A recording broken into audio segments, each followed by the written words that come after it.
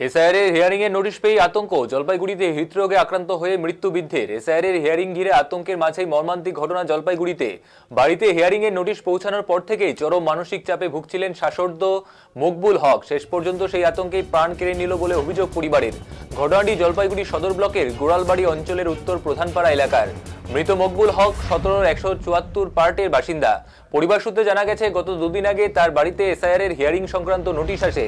Notice হাতে পাওয়ার পর থেকেই তিনি গভীর চিন্তায় ভুগতে শুরু করেন। পরিবারের দাবি, ২০০২ সালের থেকেই ভোটার তালিকায় নাম থাকা সত্ত্বেও কেন তার নামে হিয়ারিং নোটিশ এসেছে, এই প্রশ্নই তাকে মানসিকভাবে ভেঙে দেয়। পরিবারের সন্তান সন্ততির ভবিষ্যৎ নিয়ে দুশ্চিন্তা ক্রমই বাড়তে থাকে। এর পাশাপাশি আগে থেকে অসুস্থ ছিলেন তিনি। গতকাল রাতে হঠাৎ তিনি হৃদরোগে আক্রান্ত হন। দ্রুত চিকিৎসার ব্যবস্থা করা হলেও শেষ রক্ষা হয়নি। চিকিৎসকেরা তাকে মৃত বলে ঘোষণা করেন। পরিবারের অভিযোগ, এসআইআর এ হিয়ারিং এর নোটিশ পাওয়ার পর থেকেই মানসিক চাপ বেড়ে যায় এবং সেই চাপেই হৃদরোগের কারণ হয়ে দাঁড়িয়েছে। এই ঘটনায় এলাকায় শোকের ছায়া নেমে এসেছে।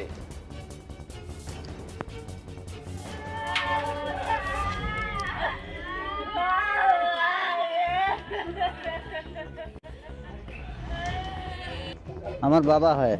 আমাদের বাড়িতে একটা নোটিশ আসছিল এসআইআর কার নামে? আমার বাবার নামে। তারপর কি হয়? ওর নাম ভুল হয়ে গেছে, ওই জন্য আসছে। এখন ওইটা শুনে আমার বাবা স্ট্রোক করে মারা গেছে। কবে ওনার ডেট ছিল যাওয়ার? যাওয়ার ডেট ছিল তো 28 তারিখ। তা আসছিল 2 দিন আগে নোটিশটা। কি বলছিল?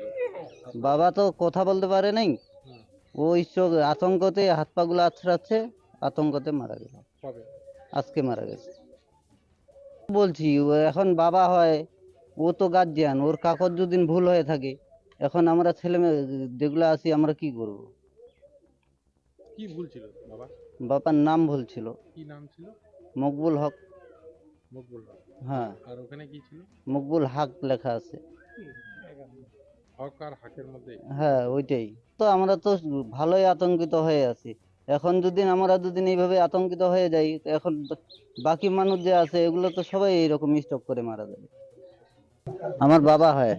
আমাদের মকবুল আলম চাচা হয় মকবুল হক, বয়স 61 বছর। ওই যে এসআইআর নিয়ে আতঙ্কেই মানে স্ট্রোক করছে।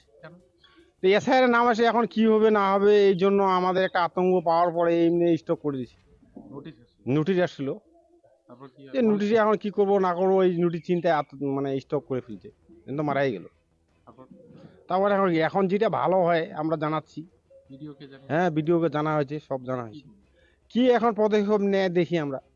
এটা তো খারাপ না। এখন মানুষের যদি এইভাবে আতঙ্কে এসআইআর করে, তা তো আমাদের পরিবার যদি 10 জন লোক থাকে, তার সাথে 4 জন নাম আসে, তাহলে তো মানুষ একটা আতঙ্ক হবে গার্জিয়ান পক্ষ থেকে। তা আমরা কি করলাম? আমরা যদি সাধারণ ছেলেদের জন্য যে এটুকু করতে না পারি, তাহলে আমাদের কি করণীয়? বাবা আমাদের এটাই তো আমাদের করণীয়। তাহলে আমরা আতঙ্ক হবো না, দেখি স্ট্রোক করবো না, দেখি করবো, এটাই তো করবো। মকবুল আলম চাচা হয়। আজকে দেখুন, প্রতিনিয়তই এই এসআইআর এর আবহে প্রতিনিয়ত মানুষ আতঙ্কে।